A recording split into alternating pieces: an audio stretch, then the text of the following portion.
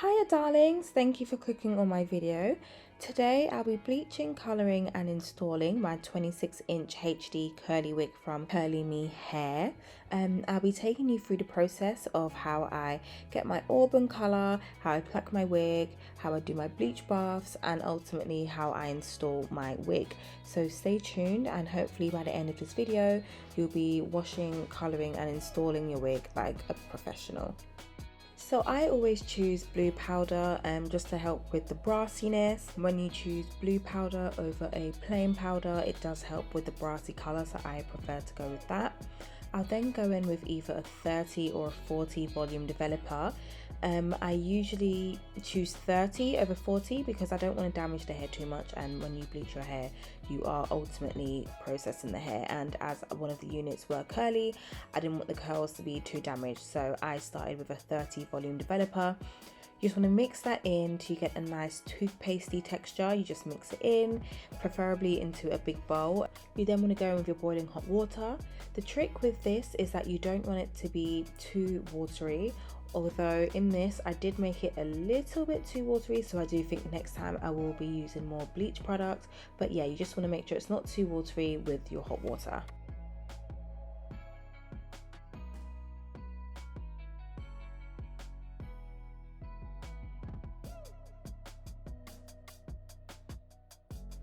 Once that's mixed in and all of the clumps are gone, you then just want to dip your wigs in and then just make sure you saturate the product throughout. With my straight wig, I did use a brush and brush it through to just make sure that the bleach got through. With the curly wig, I was a little bit scared that I didn't want to damage the curls, so I kind of just used my hands and just like made sure that all of the bleach was through. You also just want to get it on the lace, on the knots, so you don't have to go back in and bleach the knots afterwards. You just want to really make sure it's saturated. In hindsight, I probably will do 2 wigs separately because I felt trying to do 2 in 1 was a bit of a reach, but I did end up doing it. So if you are going to be doing multiple wigs like me, you do probably want to do it separately to make sure you can do it properly and it gets saturated throughout.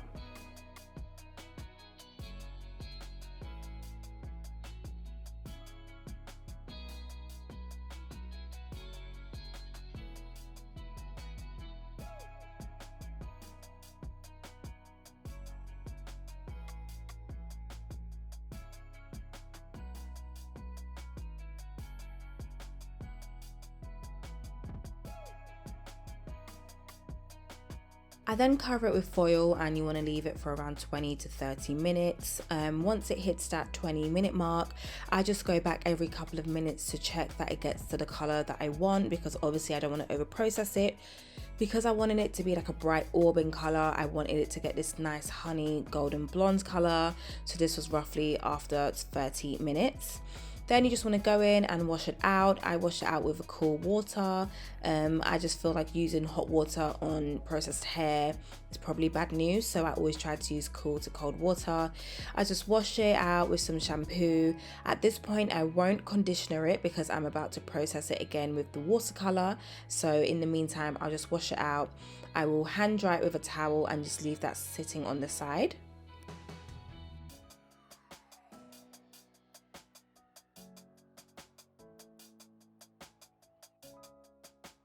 Before you dip your hair in the watercolor, you do want to protect the lace with layers of hairspray. So I'm here using my black Ebin lace spray and I just spray around 4 to 5 layers, cooling it off with a cool hairdryer in between to make sure that the layers get tacky. And then I just go ahead and mix my color into hot water. So as I said before, I wanted an auburn color, so these are the 3 colors I'm using today.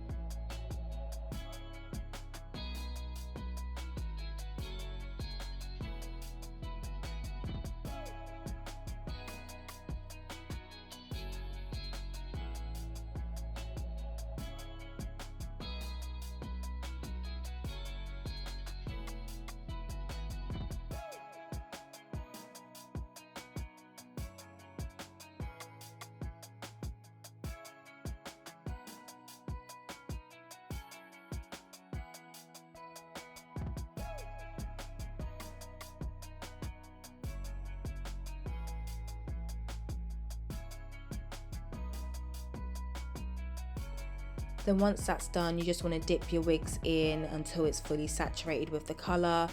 I know I have the 4 to 5 layers of hairspray on it, but I'm just still a little bit paranoid, so I will usually try to just leave the lace flipped upwards so it's not just laying in the water. There were times where my lace did go into the water and it didn't stain, but I'm just paranoid and I just think I've spent too much on these wigs for it to go wrong now.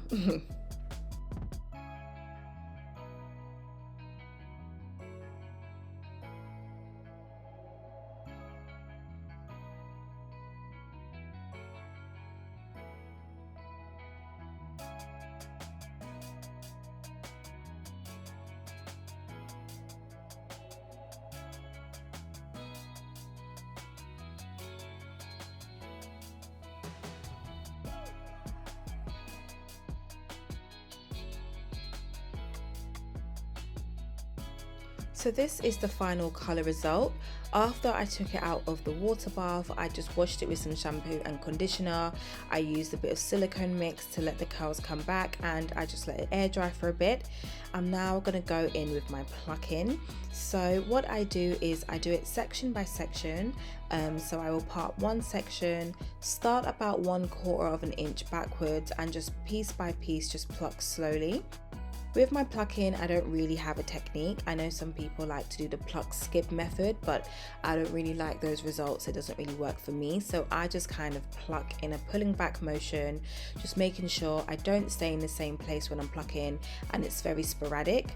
I like using a hot comb to flatten it so I can see it better, and every so often I'll just take a step back to look at what it looks like, and once I'm happy with the result, I'll just part another piece off in front of that until I reach the beginning of the scalp.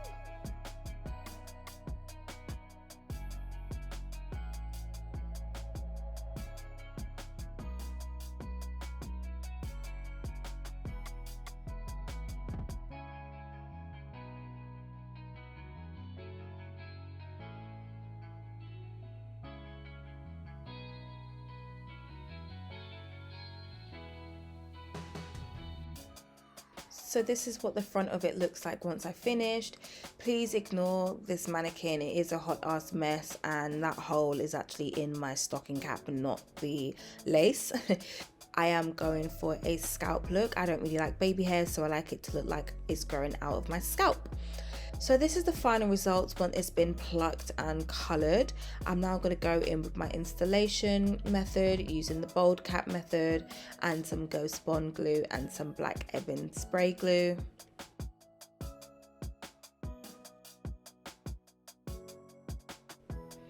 Because I don't leave my wig on for days at a time, I usually just use 2 layers of black spray glue to secure my bold cap. I always dry it on the cool setting because the cool setting makes sure it actually goes hard. When you use the heated setting, it just basically melts it and you're just kind of going around in a circle. It doesn't really secure the lace or the bold cap at all. And once the cap is fully secured, you just want to cut off the excess and put a bit of foundation on. And then this is me just securing the little end bit with some more spray. I'm just flattening it with my rat tooth comb.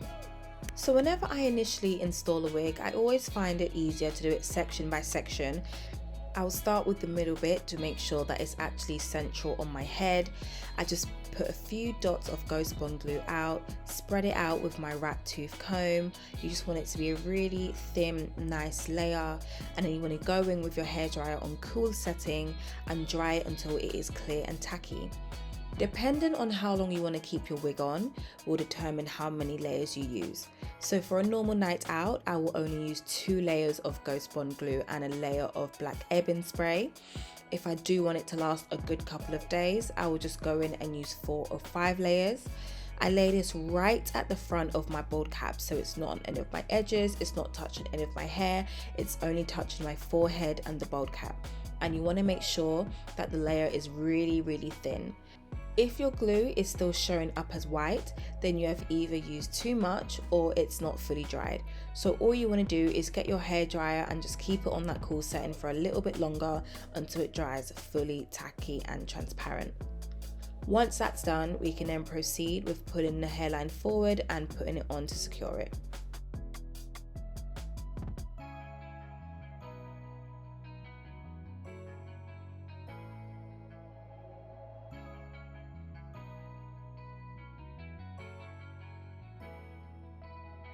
Brushing the wig backwards whilst I'm trying to secure it, it always just makes it that little bit more secure to me. It just makes sure that the lace really gets into that glue, and then afterwards I like to go in with the end of my rat tooth comb and just kind of push it down to secure it a little bit more.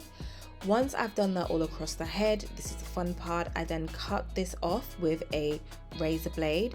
I'm trying to go in a zigzaggy motion because zigzaggy motion on HD lace blends way better than if you were to do it in a straight line. It's a lot harder for eyes to pick up. You can see I've just cut myself, oh my god.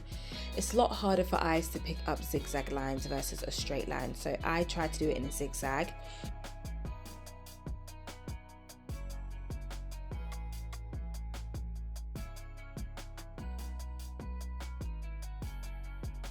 Once that's all secured, I'll then go in with my spray, my spritz spray, to melt the lace onto my scalp. I'm literally just spraying it onto the hairline and rubbing it in and letting that lace really disappear.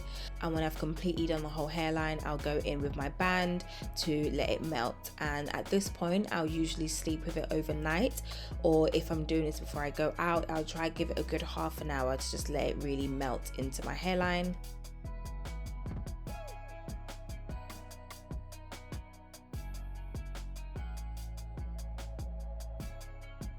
And yeah, now that all the difficult part is finished, it's time for the fun part. I just use my continuous misting spray. I've mixed a little bit of water and conditioner in it. I just spray it all around my head, get it really saturated in water and conditioner. I will brush my wig through with a denim brush, starting at the bottom of my hair to make sure I detangle it.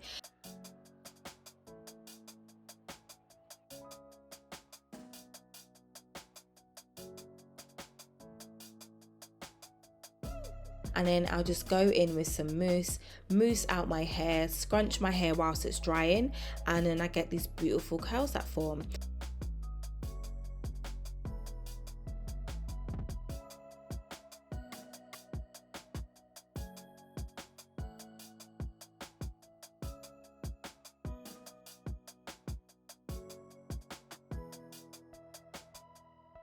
And yeah, this is basically the whole process from start to finish.